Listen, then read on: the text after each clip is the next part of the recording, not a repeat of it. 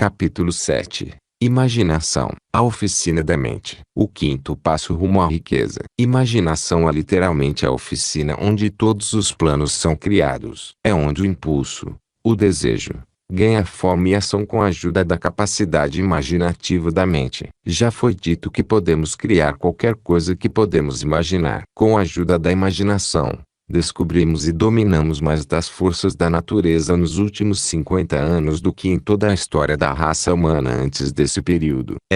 Mesmo com tudo que realizamos, não chegamos nem perto do limite do que somos capazes de fazer. Nossa única limitação razoável está no desenvolvimento e uso da nossa imaginação. A imaginação humana oferece tantas possibilidades que é como se tivéssemos apenas descoberto que temos uma imaginação e só houvéssemos começado a usá-la de um jeito muito elementar. Duas formas de imaginação. A capacidade imaginativa funciona de duas maneiras. Uma é conhecida como imaginação sintética e a outra como imaginação criativa. Comentário. No uso moderno, a palavra sintético adquiriu uma conotação negativa, sugerindo que algo é artificial, que não é o real. Hoje a palavra sintetizado, que pode ser definida como algo feito de partes componentes, descreveria melhor o que eu tinha em mente e foi substituída aqui de acordo com isso. Imaginação sintetizada. Por meio dessa capacidade,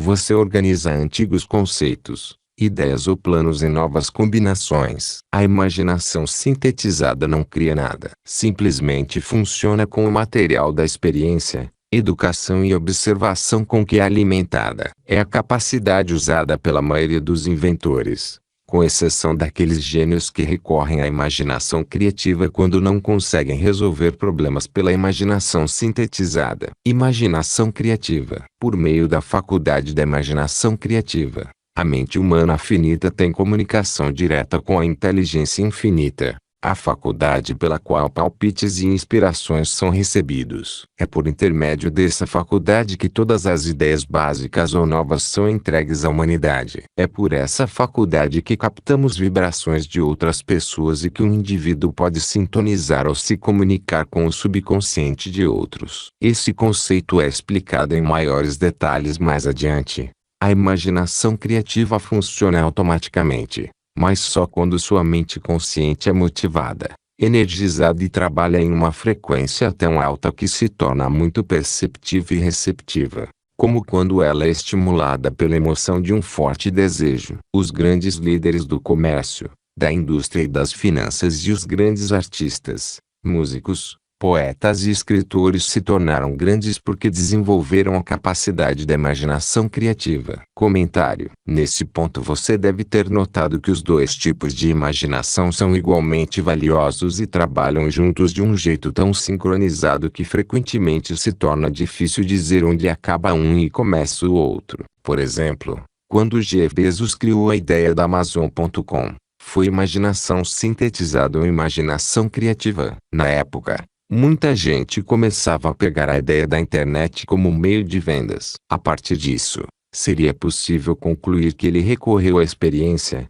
educação e observação, o que significa que estava usando imaginação sintetizada. Mas por que ele decidiu vender livros? Isso foi imaginação sintetizada ou criativa. Essa ideia saiu de alguma coisa em seu subconsciente que acreditava que livros eram a escolha certa. E o nome, chamar uma livraria de Amazon, não fazia sentido para ninguém além de Bezos, mas certamente chamou a atenção do público. Quanto o nome foi importante para o sucesso da loja, essa escolha foi imaginação sintetizada ou criativa. Agora, dê um passo à frente. eBay. A Amazon já havia mostrado que era possível vender muitos produtos pela internet. Quando Pierre Omidyar teve a ideia de vender coisas na internet transformando-a em uma casa de leilões, que parte disso foi imaginação sintetizada e que parte foi imaginação criativa? A resposta é: não importa. Quer você reúna conscientemente as partes de um plano, ou as partes se encaixem em seus lugares subconscientemente e de repente você tem um flash de inspiração. Tudo o que importa é que você está colocando sua imaginação para trabalhar. E, quanto mais a usa, melhor as imaginações sintetizada e criativa vão trabalhar para você. Desejo é um pensamento, Um impulso é nebuloso e efêmero, é abstrato e não tem nenhum valor até ser transformado em sua contraparte física. A imaginação sintetizada é a que será usada com mais frequência no processo de transformar desejo em dinheiro. Mas vão surgir circunstâncias e situações que exigem o uso da imaginação criativa também. Imaginação sintetizada e criativa se tornam mais alerta e receptivas com o uso.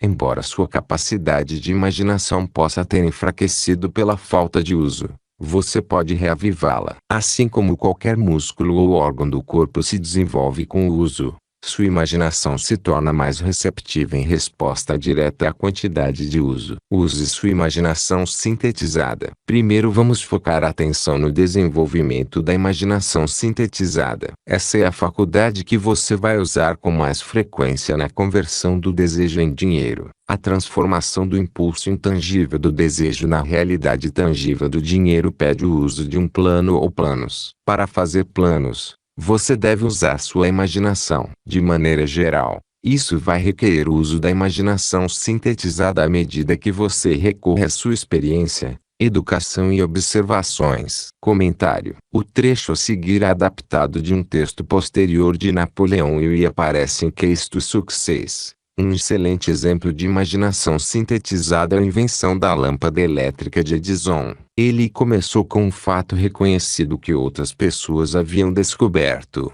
Um fio pode ser aquecido por eletricidade até produzir luz. O problema era que o calor intenso queimava rapidamente o fio, e a luz nunca durava mais que alguns minutos. Edison falhou mais de 10.000 vezes enquanto tentava controlar o calor. Ele encontrou um método mediante a aplicação de outro fato comum que simplesmente havia escapado à observação de todas as demais pessoas. Edison percebeu que o carvão é produzido pela queima da madeira coberta com terra. Para o fogo arder lentamente sem chama, a terra permite a entrada de ar suficiente apenas para haver fogo brando, de modo que a madeira não seja incinerada. Quando Edison reconheceu esse fato, sua imaginação associou imediatamente a ideia do aquecimento do fio. Ele colocou o fio dentro de uma garrafa, tirou dela a maior parte do ar e produziu a primeira lâmpada incandescente. Ela ficou acesa por 8 horas e meia. Tudo que Edison usou para fazer a lâmpada elétrica era amplamente conhecido.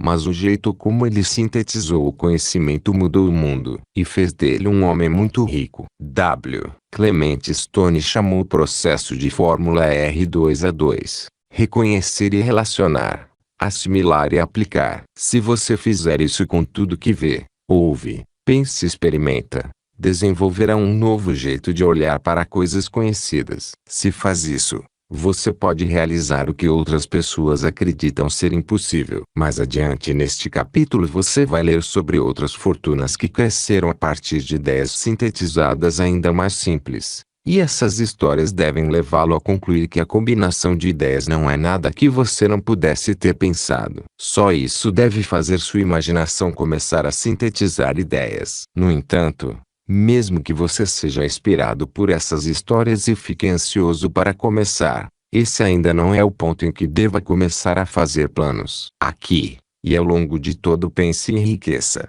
Napoleão Hill lembre o leitor de que este livro deve ser lido completamente antes de sua filosofia ser posta em prática. Há outras ideias a serem assimiladas nos capítulos posteriores, ideias que vão influenciar sua imaginação e, portanto, afetar os planos que você possa desenvolver. Leia todo o livro, depois volte a este capítulo e comece a pôr sua imaginação para trabalhar na elaboração de um plano para transformar seu desejo em dinheiro. Exemplos e instruções para criar planos são dados em quase todos os capítulos. Siga as instruções mais adequadas às suas necessidades e escreva seu plano. No momento em que completar essa etapa, você terá dado forma concreta a seu desejo intangível. Agora leia a frase mais uma vez de um jeito um pouco diferente. No momento em que escrever meu plano, terei dado forma concreta ao meu desejo. Agora leia em voz alta e percebe o que está dizendo a si mesmo. Desejo é só um pensamento. Por meio da imaginação sintetizada, sua experiência, educação e observações darão a ele forma e ação. A partir do momento em que seguir essas instruções e escrever seu desejo e seu plano, você terá realmente dado o primeiro de uma série de passos que permitirão converter o pensamento em sua contraparte física. Comentário: a imaginação sintetizada desempenha um papel em todas as fases de um plano de negócios. De fato, algumas das empresas mais bem-sucedidas começam com a imaginação sintetizada, quando um empreendedor, recorrendo à sua educação, experiência e observações, pega uma ideia de uma fonte e dá a ela uma nova aplicação. Foi exatamente isso que aconteceu com Ruth Handler. Ela e o marido, junto com outro sócio, fundaram uma pequena fábrica que evoluiu para a produção de brinquedos. O sucesso do negócio dependia de haver novas ideias para brinquedos. Vendo a filha pequena brincar, Ruth Handler notou que ela estava fascinada com livros de recortar que tinham bonecas de papel representando meninas adolescentes ou mulheres profissionais para as quais ela podia recortar roupas. Ruth Handler também sabia que menininhas adoravam brincar de vestir roupas de adultos. Essas ideias, extraídas da educação, experiência e observações, sintetizaram-se em sua imaginação e se combinaram em uma nova ideia. Ruth Handler anunciou que deviam fazer uma boneca adolescente realista. Não uma boneca de papel, mas uma boneca tridimensional adulta, com o corpo de mulher. E também poderiam fazer roupas de adulto para acompanhar. E as meninas poderiam brincar de vestir a boneca. Em homenagem à fonte de inspiração, Ruth Handler deu à nova boneca o nome de sua filha, Barbie. Por mais óbvio que agora pareça, até Ruth Handler, ninguém tivera a imaginação de fazer e vender uma boneca como a dela. E certamente ninguém jamais havia feito intermináveis coleções de roupas femininas para uma boneca a vestir. Anteriormente, mencionamos Jeff Bezos, que criou a Amazon combinando a ideia de uma livraria com a internet, e Pierre Omidyar, que fez a mesma coisa com os leilões quando criou o eBay. Mari Kobayashi pegou a ideia de mulheres administrarem as próprias empresas e acrescentou a ideia de vendas de porta em porta. Anita Roddick usou a tendência dos ingredientes naturais, combinou aos cosméticos e criou o Império Body Shop. Bernard Marcus e Arthur Blank combinaram o conceito de supermercado com loja de ferragens e criaram a Home Depot. Thomas Steinberg e Leo Kai fizeram o mesmo com material de escritório e lançaram as tablets. Uma vez feitas as conexões, pode parecer óbvio, mas fazer essas conexões supostamente óbvias trouxe sucesso para muita gente. Napoleão Hill diz que a imaginação é como um músculo que pode ser fortalecido com o uso. Da mesma que existem exercícios específicos que desenvolvem e melhoram a musculatura física, foram desenvolvidos exercícios específicos para melhorar e desenvolver a imaginação. E acredita-se que a criatividade desenvolvida em uma área vai afetar sua criatividade em outras. Edward de Bono, um dos mais respeitados especialistas no campo, escreveu mais de 25 livros, inclusive os best-sellers O Pensamento Lateral e Os 6 Chapéus do Pensamento, cujo objetivo é, literalmente, fazer você pensar. O best-seller de Betty Edwards, Drawing on the Head of the Brain, usa técnicas de desenho para despertar a criatividade. O best-seller de Gabriel Rico, Writing Natural Eye, usa uma técnica chamada clustering para romper o bloqueio de escritor. E Tony Buzan utiliza um método similar para abrir a mente, que ele chama de mind mapping. Em seu best-seller Super Learning, Sheila Ostrander e Lynn Schroeder mostram maneiras de usar a música clássica. E Roger Von Esch sugere quebra-cabeça e charadas como estímulos em Our City of Tiad. Recorrendo à imaginação criativa, o planeta onde você vive, você mesmo e todas as outras coisas materiais são resultado de mudança evolutiva, por meio da qual fragmentos de matéria foram organizados e arranjados em ordem. Até onde a ciência foi capaz de determinar, todo o universo consiste apenas de 4 coisas: tempo, espaço, matéria e energia. Mais do que isso, e essa afirmação é de incrível importância. Essa Terra, cada uma dos bilhões de células individuais de seu corpo e todas as partículas subatômicas de matéria começaram como uma forma intangível de energia. Pela combinação de energia e matéria foi criado tudo que é perceptível, da maior estrela no céu até inclusive o próprio homem. Desejo é um impulso de pensamento. Impulsos de pensamento são formas de energia. Quando você começa o processo de adquirir dinheiro usando o impulso de pensamento do desejo, está recrutando para seu serviço a mesma coisa que a natureza usou ao criar a Terra, bem como toda forma material no universo, incluindo seu corpo e seu cérebro, onde operam os impulsos de pensamento. Comentário. Embora recentes avanços da física, teorias de calibre, teoria das cordas, teoria das membranas e outras, tenham ampliado nossa compreensão sobre matéria e energia, a descrição anterior de eu permanece de acordo com a ciência moderna. As teorias mais recentes são variações e refinamentos do conceito básico de que tudo no universo é tempo,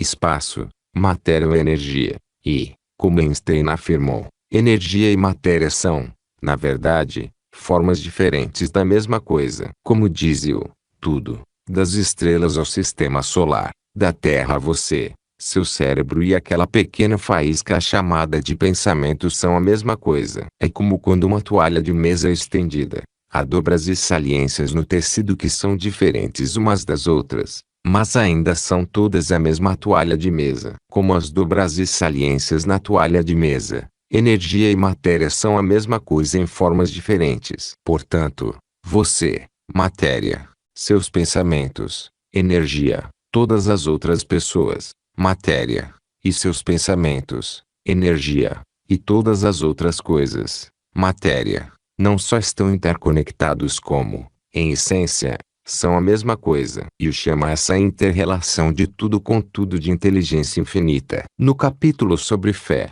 ele fez a primeira menção à inteligência infinita como a origem de palpites, intuição e frases de inspiração. No capítulo sobre autossugestão, ele propôs que a mente subconsciente é a conexão com a inteligência infinita. Neste capítulo, Jung elabora que a imaginação criativa é o receptor pelo qual as frases de insight chegam até nós da inteligência infinita. Em algumas circunstâncias, quando sua mente está operando em ritmo acelerado, sua inteligência criativa recebe não só uma ideia, mas também um flash de intuição. Você tem um palpite ou uma premonição sobre alguma coisa ou alguém. Esse flash não pode ter vindo do consciente ou do subconsciente porque nenhum dos dois jamais teve a informação. Como tudo é parte de alguma outra coisa, sua imaginação criativa, energia, extraiu o pensamento, energia, diretamente do lago comum de inteligência infinita energia, que contém não só o seu subconsciente,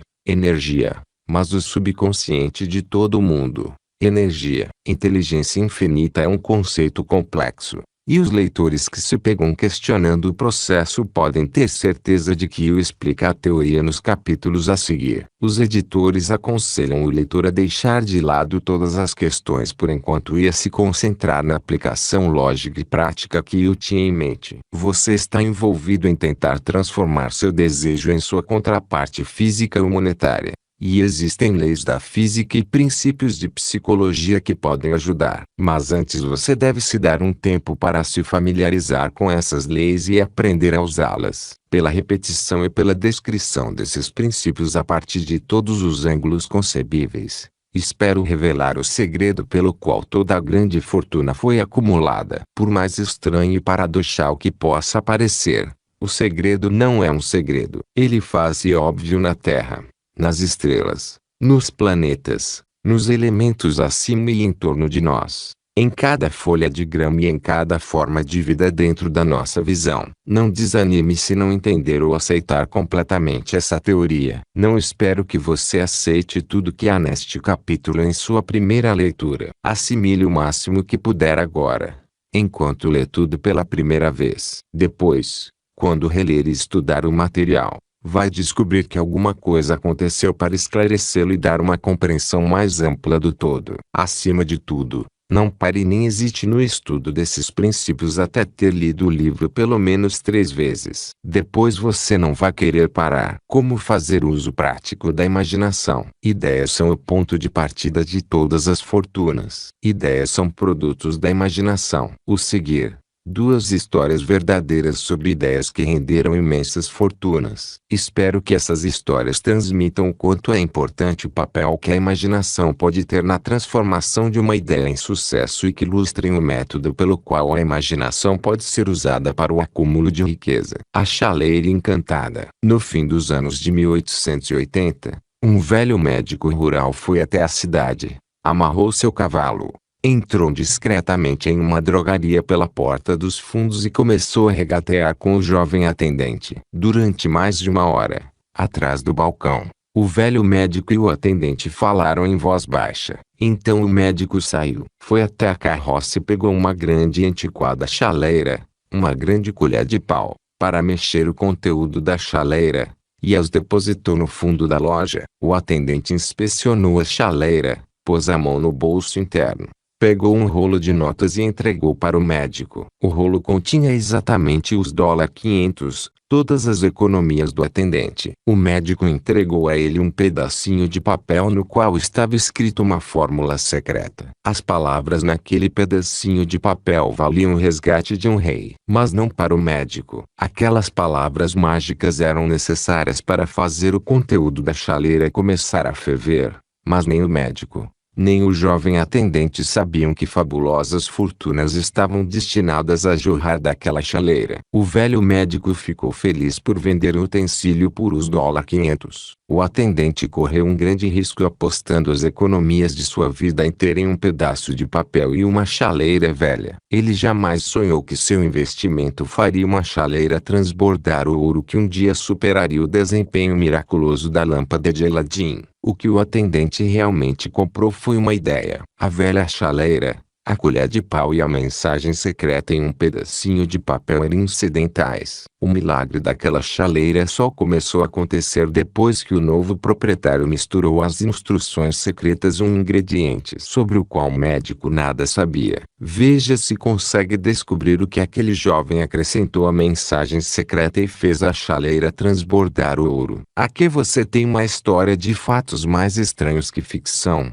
Fatos que começaram na forma de uma ideia. Apenas olhe para as vastas fortunas em ouro que essa ideia produziu. Ela pagou, e ainda paga, imensas fortunas a homens e mulheres no mundo todo. Gente que distribui o conteúdo da chaleira a milhões de pessoas. A velha chaleira é hoje um dos maiores consumidores de açúcar do mundo, dando emprego a milhares de homens e mulheres que cultivam cana e trabalham refinando e vendendo açúcar. A velha chaleira consome, anualmente, milhões de garrafas de vidro, e de plástico e latas, dando emprego a elevados números de trabalhadores. A velha chaleira dá emprego a um exército de secretários, estenógrafos, redatores e especialistas em propaganda em todo o país. Ela levou fama e fortuna a muitos artistas que criaram imagens magníficas descrevendo o produto. A velha chaleira transformou Atlanta, que era uma pequena cidade sulista, na capital de negócios do Sul,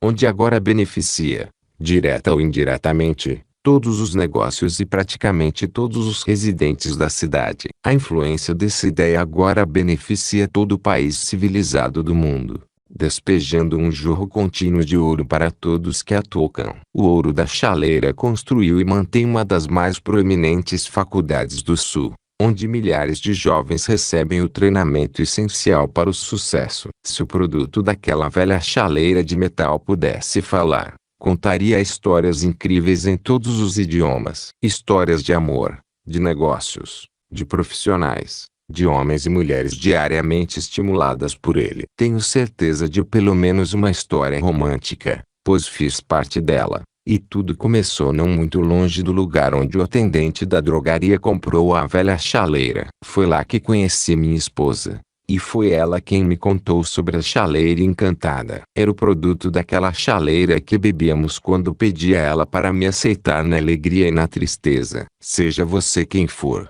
onde quer que more, qualquer que seja sua ocupação, cada vez que vir as palavras Coca-Cola, lembre-se de que este vasto império de riqueza e influência cresceu a partir de uma única ideia. E essa ideia, o ingrediente misterioso que o atendente Asa Chandler misturou à fórmula secreta, foi Imaginação. Pare e pense nisso por um momento. Tenha em mente que os degraus para a riqueza descritos neste livro são os mesmos princípios pelos quais a influência da Coca-Cola tem sido estendida a cada cidade, município, vilarejo e cruzamento de vias do mundo. Aqui vai o que há de mais importante para lembrar. As ideias que você cria podem ter a possibilidade de repetir o enorme sucesso dessa bebida mundial. Comentário: Alan Sanders também tinha uma receita e uma chaleira mágica. Na verdade, sua chaleira era uma panela, mas nem sua panela, nem sua receita de 11 ervas e temperos seriam mencionadas aqui se ele não tivesse imaginação também. Alan Sanders era proprietário e administrador de um motel e café bem-sucedido em Corbin,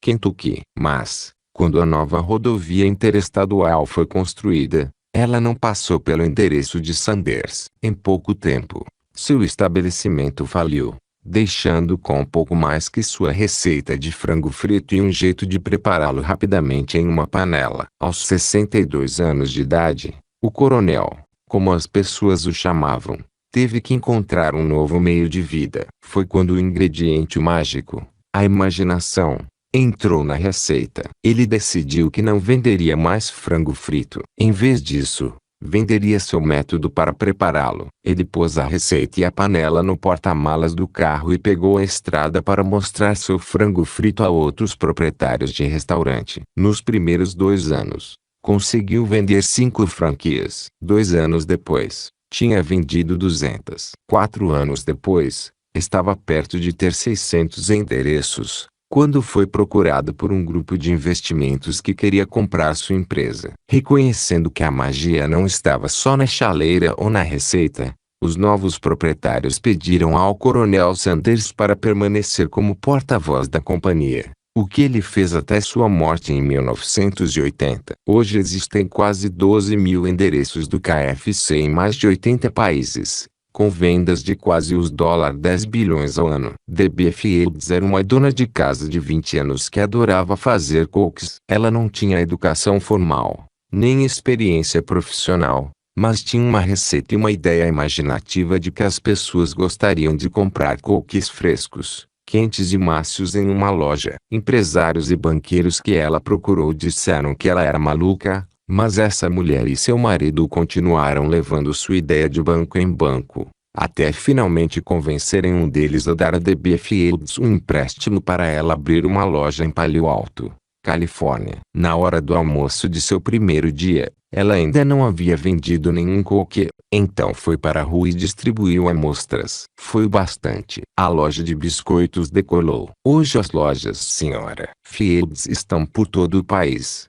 A Faculdade de Administração de Harvard usa seus métodos como um estudo de caso de eficiência, e Debbie Fields se tornou uma autora de sucesso, oradora motivacional e personalidade da televisão. O Ali Famoso Amos era um agente de talentos de Los Angeles que copiou uma receita de cookie do verso de uma embalagem de gotas de chocolate da Nestlé. Fez algumas modificações para personalizar a receita e começou a distribuir sua versão de cookies caseiros como uma espécie de cartão de visitas. Seus clientes e parceiros comerciais gostaram tanto que o Ali finalmente decidiu se retirar do show business e abrir uma loja. E fez isso com o charme de um agente de Hollywood. Abriu a loja em Sunset Boulevard, com 2.000 convidados, um tapete vermelho e celebridades. Com o mesmo charme, ele pôs sua foto na embalagem, encheu de cookies e começou a vender para lojas de departamento exclusivas e lojas de especialidades. 10 anos depois,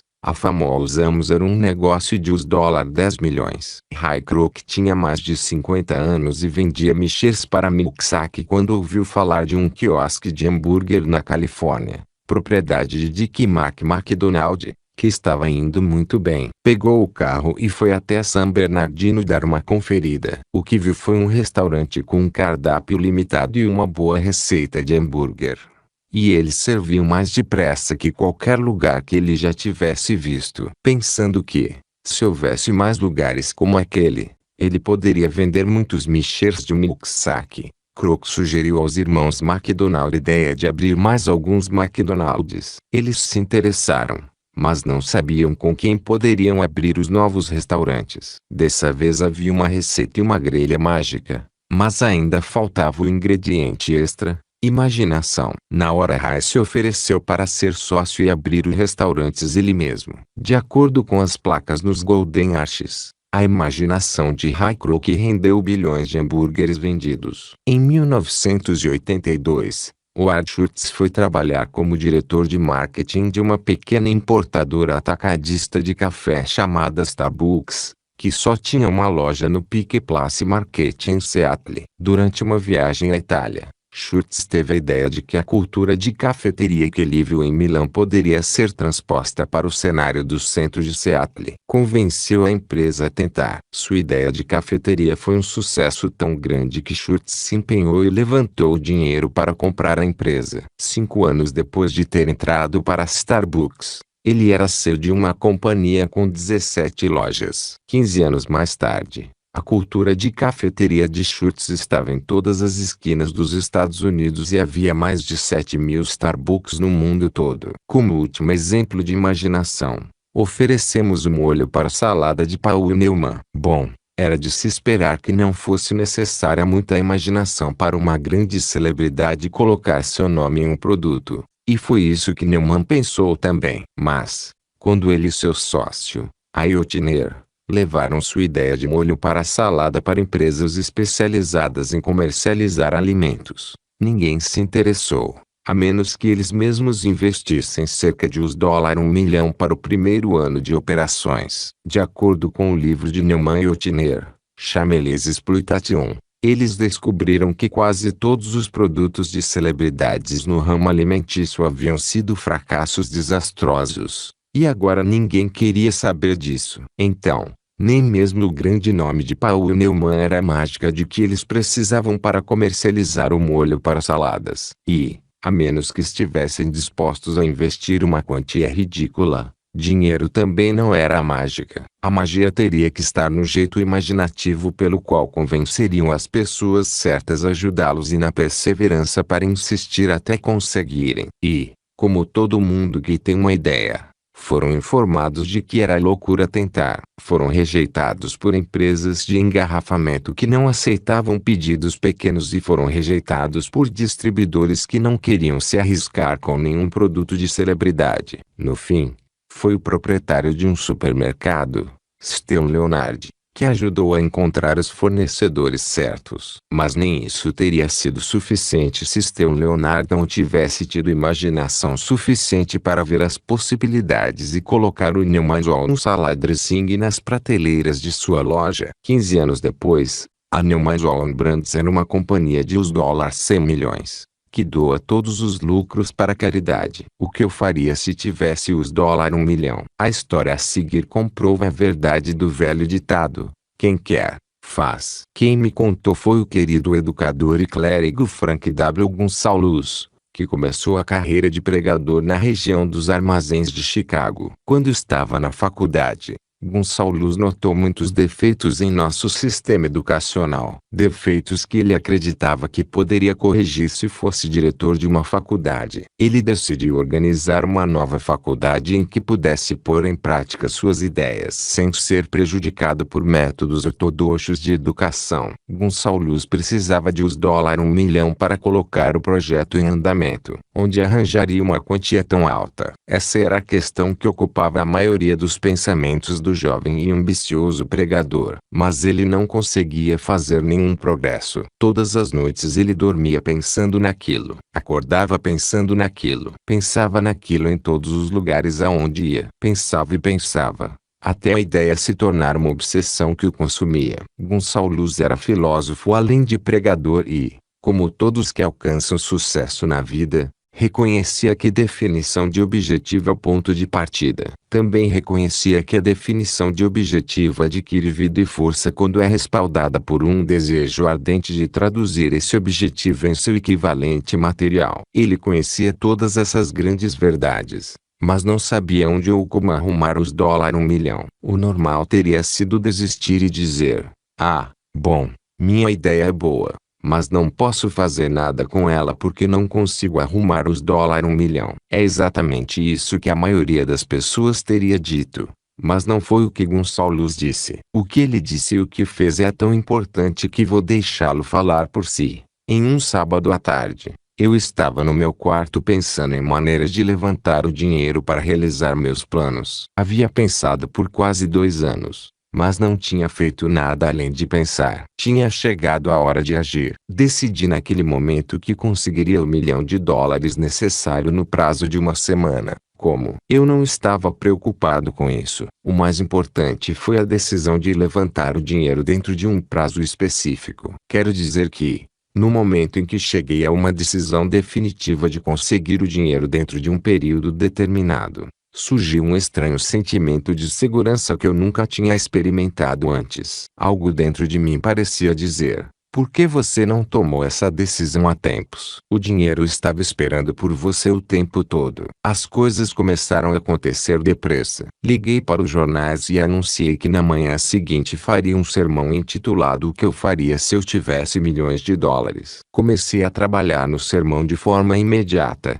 mas devo dizer que, francamente, a tarefa não foi difícil, porque eu o preparava havia quase 2 anos. Terminei de escrever o sermão muito antes da meia-noite. Fui para a cama e dormi me sentindo confiante, pois já podia me ver de posse do US$ 1.000.000. Na manhã seguinte, levantei cedo, fui ao banheiro, li o sermão, me ajoelhei e pedi que, com ele, eu conseguisse chamar a atenção de alguém que fornecesse o dinheiro necessário. Enquanto rezava, tive novamente a certeza de que o dinheiro estava próximo. Na minha animação, saí sem o sermão e só percebi o descuido quando já estava no púlpito, pronto para começar a pregar. Era tarde demais para ir buscar minhas anotações, e que bênção foi não poder voltar. Em vez disso, meu subconsciente produziu o material de que eu precisava. Quando me levantei para começar o sermão, fechei os olhos e falei dos meus sonhos com o coração e a alma. Não só conversei com a minha congregação, como acho que também conversei com Deus. Eu disse o que faria com os dólares 1 milhão se esse valor fosse colocado em minhas mãos. Descrevi o plano que tinha em mente para organizar uma grande instituição educacional onde os jovens aprenderiam a fazer coisas práticas e, ao mesmo tempo, desenvolveriam o pensamento. Quando terminei e me sentei, um homem levantou-se lentamente do banco na terceira fileira do fundo e se dirigiu ao púlpito. Eu não sabia o que ele ia fazer. Ele subiu no púlpito, estendeu a mão e disse: Reverendo, gostei do seu sermão. Acredito que pode fazer tudo o que disse que faria se tivesse os dólares 1 milhão. Para provar que acredito em você e no seu sermão, se for ao meu escritório amanhã de manhã, lhe darei US$ 1.000.000. Meu nome é Philip D. Armour. O jovem Gonçalves foi ao escritório de Armour e recebeu US$ 1.000.000. Com esse dinheiro, fundou o Instituto de Tecnologia Armour, conhecido hoje como Instituto de Tecnologia de Illinois. US$ 1.000.000 para a fundação do Instituto Armour foi resultado de uma ideia. Por trás da ideia havia o desejo que o jovem Gonçalves nutriu por quase 2 anos. Observe este fato importante.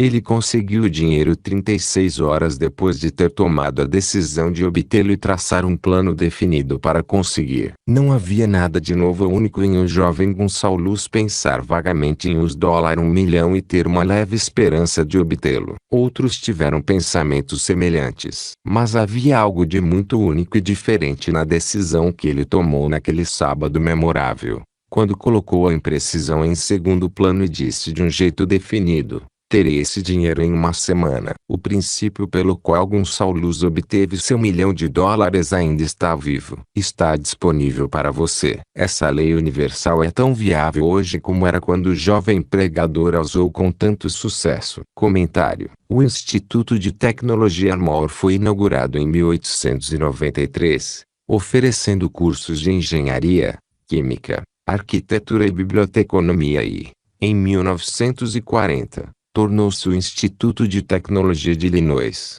IT, quando se juntou ao Instituto Lewis, uma faculdade de Chicago fundada em 1895 que oferecia cursos de artes liberais, além de ciências e engenharia. Em 1949, O Instituto de Design, fundado em 1937, também se juntou ao IIT, seguido em 1969 pela Faculdade de Direito Chicago-Kent e pela Escola de Administração Stuart e, em 1986, pela Faculdade de Engenharia do Meio Oeste. Hoje existem vários campi no centro de Chicago. O IIT tem sido chamado de alma mater de realizações. Como transmutar ideias em dinheiro? Asa Candler e Frank Gonsalves tinham uma característica em comum. Ambos conheciam a surpreendente verdade de que ideias podem ser transmutadas em dinheiro por meio do poder do objetivo definido somado a planos definidos. Se você é um desses que acreditam que trabalho duro e honestidade por si só trarão riqueza,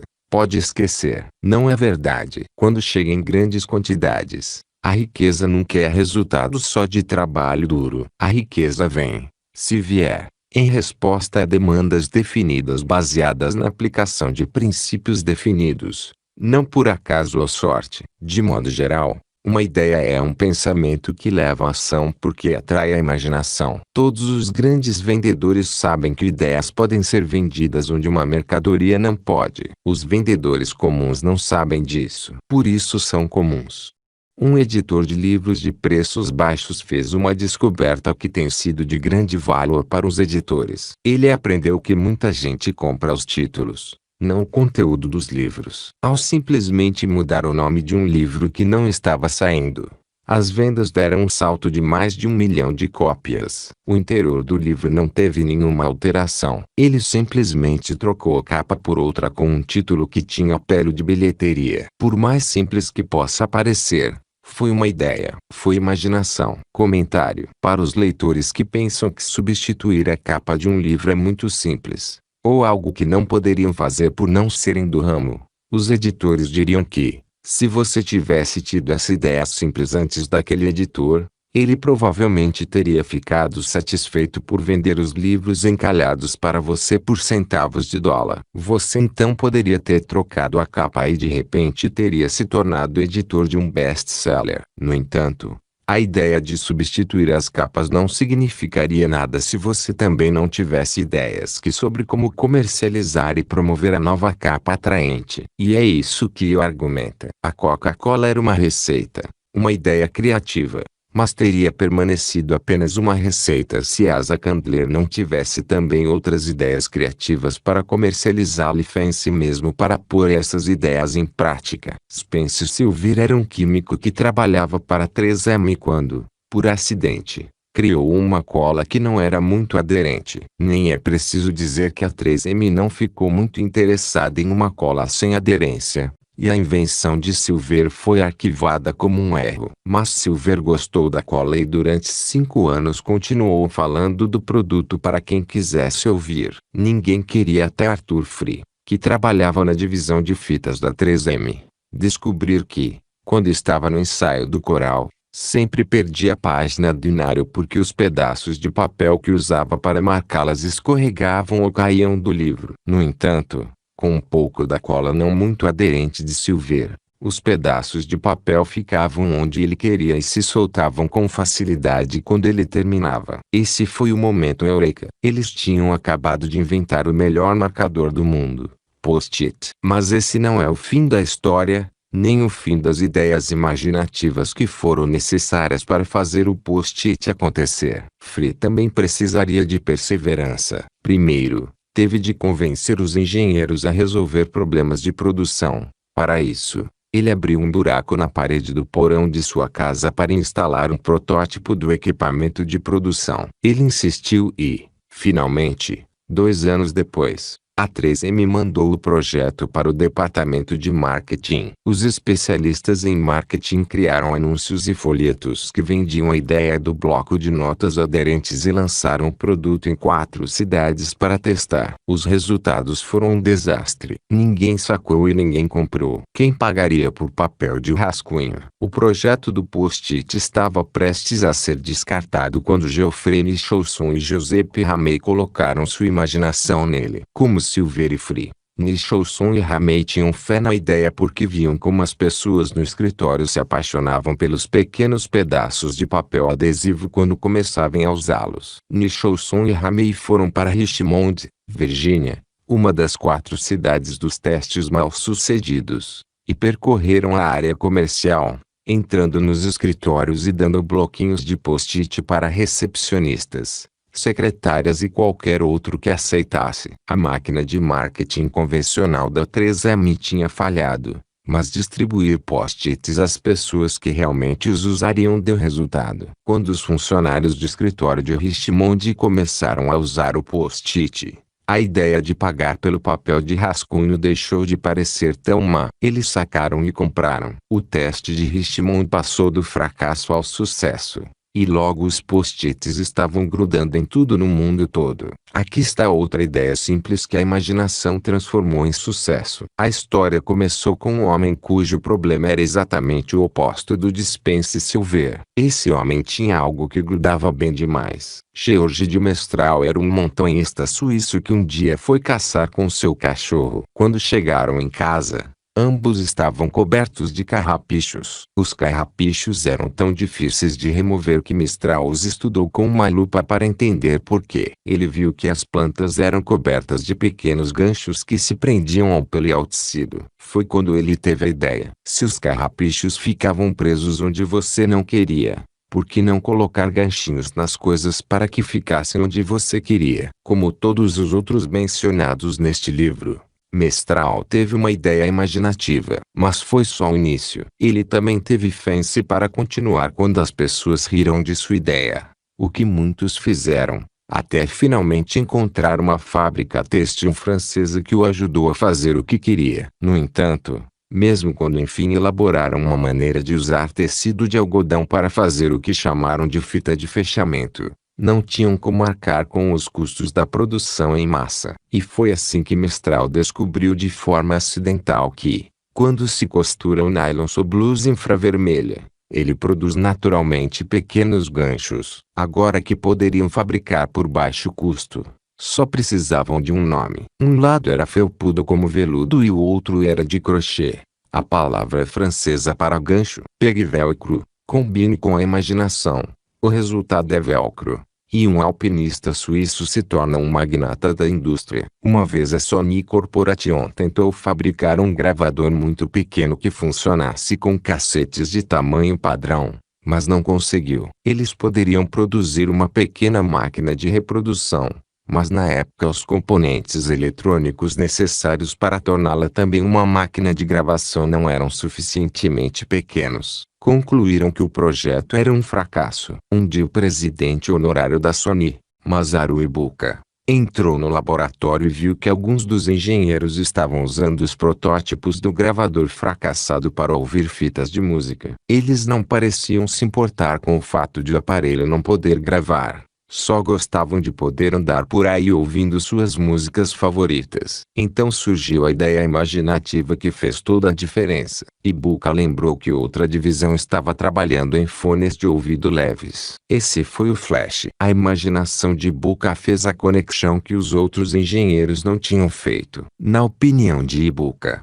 eles não haviam projetado um gravador que deu errado, mas criado um reprodutor estéreo particular bem-sucedido. Adicionaram os fones de ouvido, chamaram de Walkman e revolucionaram o negócio da música e a indústria eletrônica. Clarence Saunders era funcionário em um pequeno varejo no sul. Um dia estava de pé com uma bandeja nas mãos, esperando sua vez em uma lanchonete. Ele nunca tinha ganhado mais de $20 por semana antes disso, e ninguém jamais havia notado nele alguma coisa que indicasse habilidade em comum.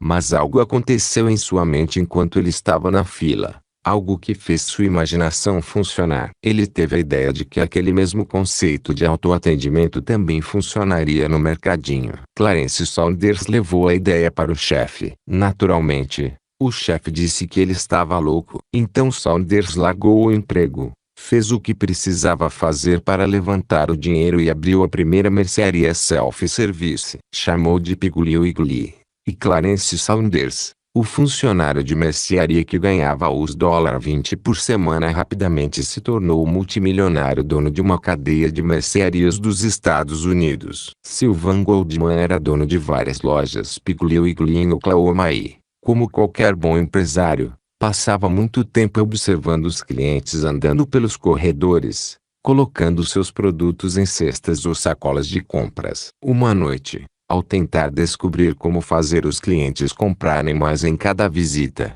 ele deu por si olhando para uma cesta sobre o assento de uma cadeira dobrável de madeira. Eureka! Chamou seu mecânico, Fred Olney. Colocaram rodas na extremidade inferior das pernas da cadeira, adicionaram outra cesta debaixo do assento, e assim nasceu o carrinho de compras. No momento em que preparamos esta edição para a publicação, existem cerca de 35 milhões de carrinhos de compras nos Estados Unidos, e em torno de 1,25 milhão de carrinhos novos são vendidos a cada ano. Thomas Stenberg, que também mencionamos anteriormente, era outro executivo de supermercado que observava os clientes enquanto faziam compras. Naquele momento, os carrinhos de compras estavam bem estabelecidos nos supermercados, e foi vendo seus clientes empurrando carrinhos para cima e para baixo pelos corredores que ele teve seu flash de inspiração. Ficou tão seguro da ideia que convenceu outro executivo de supermercado, Leo Kahn, a se juntar a ele. Juntos, pegaram o conceito de supermercado e o aplicaram à venda de material de escritório e, em 1986, abriram sua primeira loja em Brighton, Massachusetts. Chamaram-na de Staples. Em 1989, abriram o capital da empresa e 10 anos depois havia mais de 1.000 lojas da Staples, com receitas acima de os $7 bilhões. Vamos concluir este comentário com outro conjunto de histórias relacionadas que mostram que às vezes a parte mais imaginativa do marketing é o timing. Se você fosse fazer compras no final do século XIX, normalmente teria que interagir com um comerciante, que pegaria as mercadorias em prateleiras atrás do balcão. Na década de 1870, os preços fixos começavam a ser usados pelos lojistas. Os comerciantes experimentavam a ideia, usando uma tabela de mercadorias que tinham todas o mesmo preço, geralmente 5 centavos. Frank Infield Woolworth era funcionário de um armazém e convenceu o proprietário a deixá-lo tentar a ideia da tabela de 5 centavos. Embora tenha funcionado, o proprietário não ficou impressionado. Assim, Woolworth pegou os $350 emprestado de seu chefe e em 1879 abriu sua primeira loja Five Cents em Utica, Nova York. Era uma loja inteira cheia de produtos onde tudo custava um níquel. Um ano depois ele tinha 4 lojas, e a quarta, em Lancaster, Pensilvânia, foi a primeira que ele chamou de FW. Woolworth's Five Cents Store. 20 anos depois, eram 238 lojas. Na época de sua morte em 1919, eram mais de 1.000 endereços FW. Woolworth, ele havia estabelecido a primeira rede nacional de lojas de variedades e construído o prédio mais alto da cidade de Nova York para instalar sua sede. A empresa Woolworth permaneceu fiel à ideia original e não comercializou nenhuma mercadoria que custasse mais de 10 centavos até 1932. Quando o maior preço foi aumentado para 20 centavos. Mas,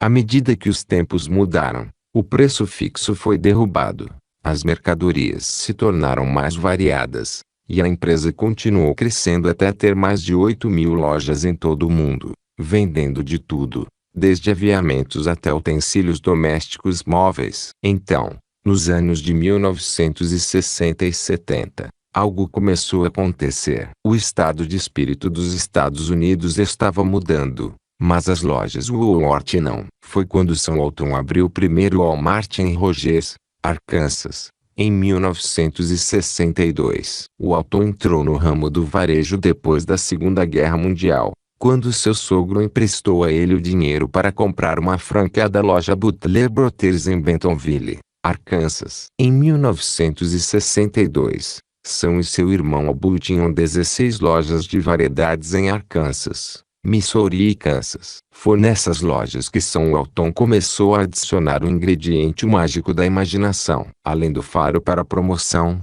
Sam tentou novas formas de vender produtos domésticos e mercadorias em geral no varejo. Ele insistia em interiores limpos e bem iluminados e introduziu o conceito de self-service, com corredores largos o bastante para carrinhos de compras e balcões de check-out na frente da loja. Também começou a comprar diretamente dos fabricantes e criou planos de participação nos lucros que mantinham sua família de funcionários leal, trabalhadora e prestativa. Em 1962, Walton incorporou essas e outras ideias imaginativas quando abriu sua primeira loja, que chamou de Walmart. A magia básica era vender produtos de marca por preços mais baixos que os de mercado, mas também havia magia em como ele mantinha um clima amistoso de cidadezinha natal em sua loja. Embora ela fosse o que agora chamamos de megaloja, a loja Walmart de Sam Walton foi um sucesso. Então ele continuou construindo e abrindo mais delas, primeiro em pequenas cidades e áreas rurais,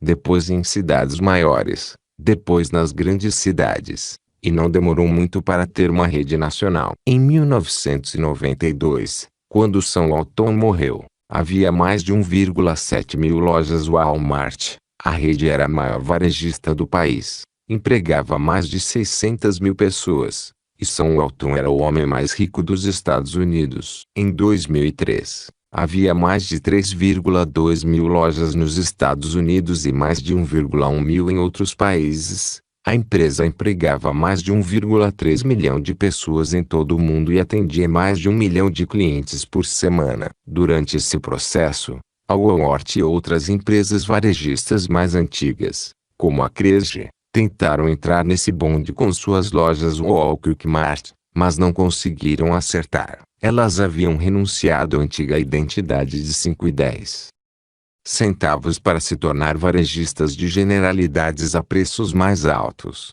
E, quando o Walmart chegou e redefiniu essa parte do mercado, os demais pareciam ter esgotado o tipo de imaginação que haviam tido no começo. E é aqui que a história muda de direção. David Gold administrava uma loja de bebidas que havia herdado do pai. Ele percebeu que sempre que expunha itens por 99 centavos, a mercadoria era vendida mais rapidamente do que qualquer outro produto e com outro preço baixo. Ele decidiu abrir uma loja chamada T 99 Cent Only Store, onde tudo seria vendido por 99 centavos. Parece familiar? A ideia imaginativa de Frank Walmart em 1879, que havia sido abandonada pela rede de mesmo nome nos anos de 1940 e 50. Em 1982 levava a uma nova injeção de imaginação de David Gold. Como de costume, amigos e familiares disseram que ele estava louco, mas David Gold procurou fornecedores que vendessem produtos fora de linha ou excedentes de produção por um preço suficientemente baixo para ele poder oferecê-los ao público por 99 centavos. Ele os encontrou, e encontrou até todo tipo de produtos de marca,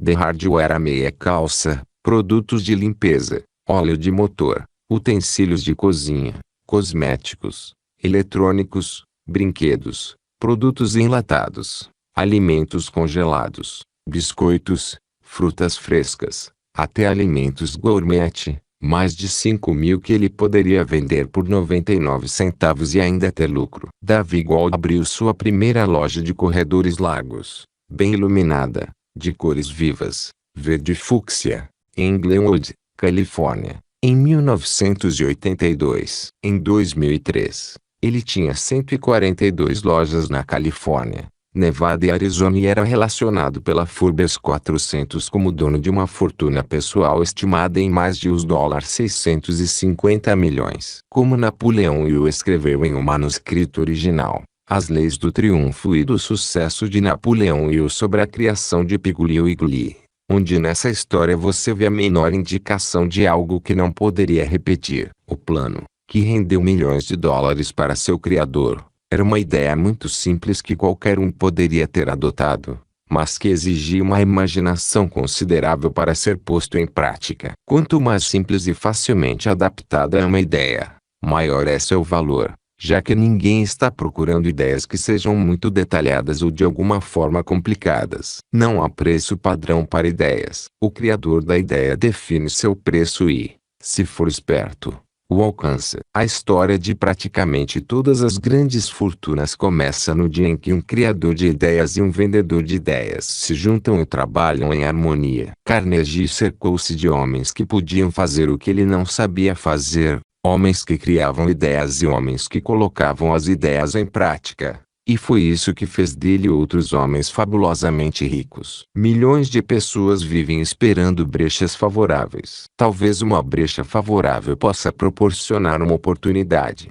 mas o plano mais seguro é não depender da sorte. Foi uma brecha favorável que proporcionou a maior oportunidade da minha vida. Mas mais de 20 anos de esforço decidido foram dedicados a essa oportunidade antes que ela se tornasse um bem. A brecha foi a minha boa sorte de conhecer e conquistar a cooperação de Andrew Carnegie. Naquela ocasião, Carnegie plantou em minha mente a ideia de organizar os princípios de realização em uma filosofia de sucesso. Milhões de pessoas se beneficiaram com as descobertas feitas nos anos de pesquisa, e fortunas foram acumuladas por meio da aplicação da filosofia. O começo foi simples. Era uma ideia que qualquer um poderia ter desenvolvido. A brecha favorável surgiu por intermédio de Carnegie. Mas o que dizer da determinação, da definição de objetivo, do desejo de atingir o objetivo e do esforço persistente em todos esses anos de pesquisa? Não foi um desejo comum que sobreviveu ao desapontamento, ao desânimo, à derrota temporária, a crítica e a constante lembrança de que estava desperdiçando meu tempo. Era um desejo ardente, uma obsessão. Quando a ideia foi plantada em minha mente por Carnegie, ela foi nutrida e persuadida e incentivada a permanecer viva. Gradualmente, a ideia tornou-se um gigante com força própria e me nutriu, persuadiu e conduziu. As ideias são assim. Primeiro, você dá vida, ação e orientação às ideias. Depois elas adquirem uma força própria e superam toda a oposição. Ideias são forças intangíveis, mas têm mais poder que os cérebros de onde nascem. Elas têm o poder de continuar vivas depois de o cérebro que as criou já ter voltado ao pó. Conte ao mundo o que você pretende fazer, mas antes mostre